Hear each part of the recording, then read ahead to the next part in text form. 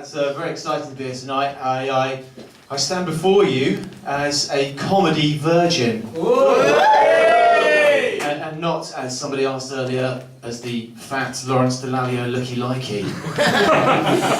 I have been likened to a few other people. Most people tend to prefer my daughter's description, which is of a gorilla with boobies and a big bottom. I don't quite know where she got that idea from. It's just one of those things. I think like the crushing honesty of a 3-year-old. I've got a couple of kids, and your life does change in subtle ways from being a single guy. But I'm just as likely to be up at 3 in the morning cleaning up vomit. It's just not my own.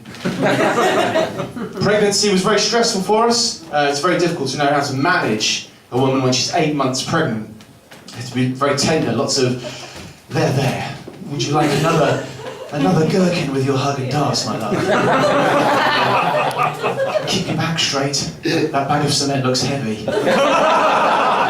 And of course, joking, I'd never ever let a pregnant woman carry a bag of cement. My mum does all the heavy lifting in our house. The delivery was equally as stressful, but thankfully I had the wise words of my Australian mate Jamie ringing in my ears, which was, make sure you stay at the head in, mate, because going down the other end's like watching your favourite fucking pub burn down.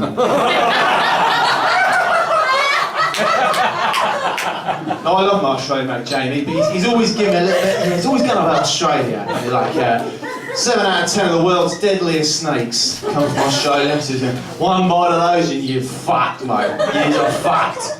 I go, right, okay, Jamie, that's fine, but I'd like to remind you that the UK has its own indigenous poisonous snake, the adder, one bite of which, if not treated within at least 3 days, has a 50% chance of forming a small itchy bruise.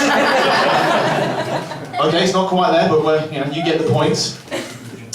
I do love my trips to Australia, actually. I've just returned from Australia, but I hate the fucking journey, because it's 24 hours in a plane, and I don't know if anybody has done that. I know you will have done that, because obviously, yeah. But you get out the other end, and you don't know if you need a shit or a haircut. I promise you, it's horrible. And what annoys me is when you're doing this, when you've done that journey, and you watch the TV adverts, and it's a very different story in the TV adverts. You'll hear the nice voiceover saying, relax, in more comfort and space. And you'll see this woman tipping her seat back, and the expression on her face is like, oh my god, I didn't realise sleeping upright with an LCD screen that far from my face was so fucking comfortable. I used to sleep flat in a bed. I'm an idiot. Space. I was sat between 2 other guys, and we were all wearing t-shirts, desperately trying not to touch each other, eating my dinner like a big ginger praying mantis. I was very uncomfortable. And that's another thing, the food, right? What's the other thing you heard the voiceover? Sample cuisine from our award-winning chefs. Right, I had chicken, sausages and spaghetti, okay? I'm not a fussy eater, right? Now, my chef on my flight might well have won an award, okay? But 10-metre breaststroke at primary school doesn't fucking count, right? Business class, now that makes me laugh, because you watch the promotional videos for that, and that looks like some sort of an experience, a cross between a brothel and a 5-star hotel. There's the suit, he's lying back saying, oh yeah, sure, I think I will have another snack with my champagne. Being handed an hors d'oeuvre by an impossibly beautiful woman.